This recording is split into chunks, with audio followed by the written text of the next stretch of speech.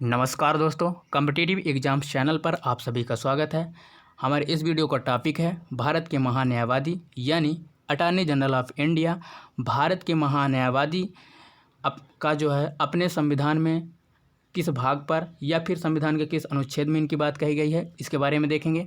तो चलिए शुरुआत करते हैं। अटॉर्नी जनरल ऑफ इंडिया संविधान के भाग 5 में या फिर अनुच्छेद 76 में भारत के महान्यायवादी के पद की बात कही गई है।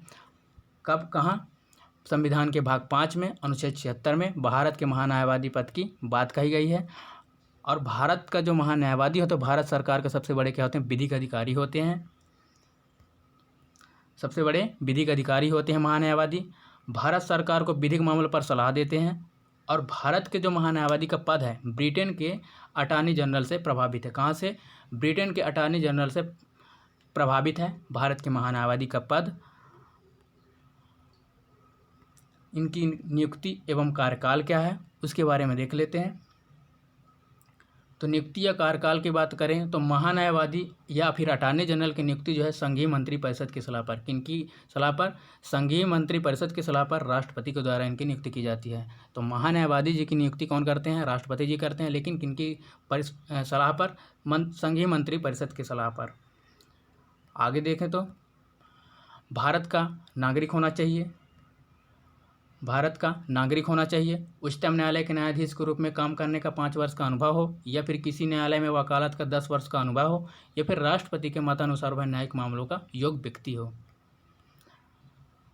राष्ट्रपति के प्रसाद पर्यंत वह जो है अपना पद धारण कर सकते हैं। राष्ट्रपति के प्रसाद पर्यंत वह अपने पद धारण कर सकते हैं। प्रसाद पर्यंत का मतलब यहाँ पे ये है कि राष्ट्रपति अपने इच्छानुसार अगर वह योग्य व्यक्ति हैं तो उनको जो है नियुक्त कर सकते हैं। राष्ट्रपति ऐसे व्यक्ति को महान्यायवादी नियुक्त करते हैं जो उच्चतम न्यायालय का न्यायाधीश बनने की योग्यता रखते हों। क्या रखते हों? उच्चतम न्यायालय की न्यायाधीश बनने की योग्यता रखते हों। ऐसे व्यक्ति को क्या करते हैं? महान्यायवादी नियुक्त कर सकते हैं राष्ट्रपति जी। महान्यायवादी के कार्यकाल को संविधान द्वारा निश्चित नहीं किया गया है। महान्यायवादी जी का जो कार्यकाल है इनके कार्यकाल को जो है निश्चित नहीं किया गया है।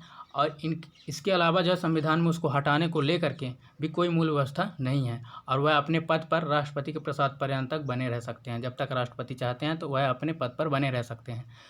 इसका तात्पर्य यह है कि उसे राष्ट्रपति द्वारा किसी भी समय हटाया जा सकता है। मतलब राष्ट्रपति जब चाहे तो नियुक्त कर सकते हैं और जब चाहे तो उन्हें हटा सकते हैं। ये राष्ट्रपति जी को पावर है इतनी। वह जो है राष्ट्रपति को कभी भी अपना पद का जो है त्यागपत्र सौंपकर पदमुक्त हो सकते हैं। कभी भी अपने जो पद का त्यागपत्र है वह सौंप करके जो है पदमुक्त हो सकते हैं। इस प्रकार महान्यायवादी संघीय कार्यपालिका का एक अभिन्न अंग है। संघीय कार्यपालिका में कौन कौन से आते हैं? संघीय कार्यपालिका में राष्ट्रपति, उपराष्ट्रपति, प्रधानमंत्री, मंत्रिपरिषद तथा भारत के महान्यायवादी से मिलकर यह बनती है संघीय कार्यपालिका। तो इस प्रकार भारत का महान्यायवादी संघीय कार्यपालिका का क्या है? महत्वपूर्ण अंग है। भारत का जो महान्यायवादी है वह संघीय कार्यपालिका का एक महत्वपूर्ण अंग है। किसका? संघीय कार्यपालिका का। अगला है परंपरा। यहाँ पे पॉइंट पे मिस्टेक है, 11वां पॉइंट है ये। परंपरा यह भी है कि जब सरकारें फिर मंत्रिपरिषद त्यागपत्र दे दे या उसे बदल दिया जाए तो उसे त्यागपत्र देना होता है, क्योंकि उसकी जो नियुक्ति सरकार की सिफारिश पर होती है। महान्यायवादी की जो नियुक्ति होती है सरकार की सिफारिश पर होती है। इसलिए जब सरकार बदल जाती है तो उन्हें क्या होता है? त्यागपत्र देना होता है। इस प्रकार से अगला पॉइंट है, ये 12वां होगा। संविधान में महान्यायवादी का जो पारिश्रमिक तय नहीं किया गया है उसे राष्ट्रपति द्वारा निर्धारित पारिश्रमिक मिलता है। उनके जो है वेतन की बात कही गई है इसमें, तो इन्हें वेतन की बात नहीं है। इसमें जितना राष्ट्रपति है तय करेंगे उतना ही उनको मिलेगा। इसमें संविधान में इनकी बात नहीं कही गई है उनके वेतन की। इस प्रकार से अगला है इनकी कार्य एवं शक्तियाँ। तो कार्य एवं शक्तियाँ क्या है? कार्य एवं शक्तियों के बारे में देख लेते हैं। संविधान के अनुच्छेद 76 के अंतर्गत भारत का जो महान्यायवादी यानी attorney general of India Bharat सरकार का मुख्य कानूनी सलाहकार तथा उच्चतम न्यायालय में सरकार का प्रमुख क्या है? अधिवक्ता होते हैं। ये देश के सबसे बड़े अधिवक्ता होते हैं महान्यायवादी। तो महान्यायवादी की नियुक्ति भारत के राष्ट्रपति द्वारा की जाती है। जो व्यक्ति उच्चतम न्यायालय का न्यायाधीश बनने की योग्यता रखते हैं राष्ट्रपति ऐसे व्यक्ति को नियुक्त करते हैं जो महान्यायवादी पद पर जो है नियुक्त कर सकते हैं। महान राष्ट्रपति ऐसे व्यक्ति को महान न्यायवादी के पद पर नियुक्त कर सकते हैं जो ऐसे योग्यता रखते हों। इस प्रकार से अगला है, महान्यायवादी का जो कर्तव्य है कानूनी मामलों में केंद्र सरकार को सलाह देना तथा कानूनी प्रकृति की उन जिम्मेदारियों का निर्वाह करना जो राष्ट्रपति द्वारा उनको सौंपी जाती है, और अपने कर्तव्यों के निर्वहन के दौरान उसे देश के किसी भी न्यायालय में उपस्थित होने का अधिकार नहीं है। कब नहीं है? अपने कर्तव्य के निर्वहन के दौरान उसे देश के किसी भी न्यायालय में उपस्थित होने का अधिकार नहीं है, और संसद की कार्यवाही में भी भाग लेने का अधिकार नहीं होता है। उसे सदन में मतदान का अधिकार भी नहीं होता है, क्योंकि वह संसद का सदस्य नहीं होते हैं। उसके कामकाज में सहायता के लिए सॉलिसिटर जनरल और अतिरिक्त जनरल होते हैं। सॉलिसिटर जनरल भी और अतिरिक्त जनरल भी होते हैं। सॉलिसिटर जनरल की कार्यकाल 3 वर्ष की होती है। उनकी कार्यकाल की बात कही गई है संविधान में।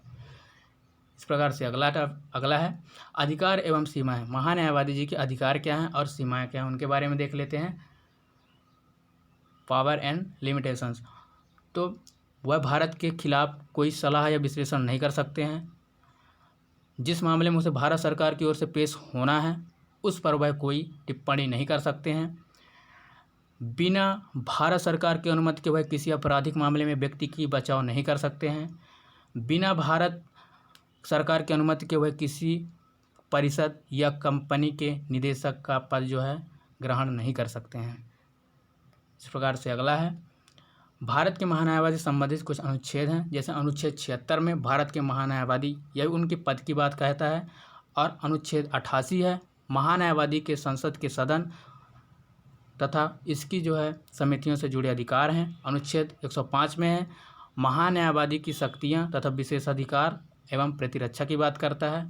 इस प्रकार से अगला है इसमें कॉलेजियम प्रणाली की बात करता है। इसके पहले मैं कुछ बात बता देना चाहता हूं इसमें कि भारत का जो महाधिवक्ता हैं ये केंद्रीय कैबिनेट का सदस्य नहीं होते हैं। सरकारी स्तर पर विधिक मामलों को देखने के लिए केंद्रीय कैबिनेट में इनकी क्या है पृथक विधि मंत्री होते हैं।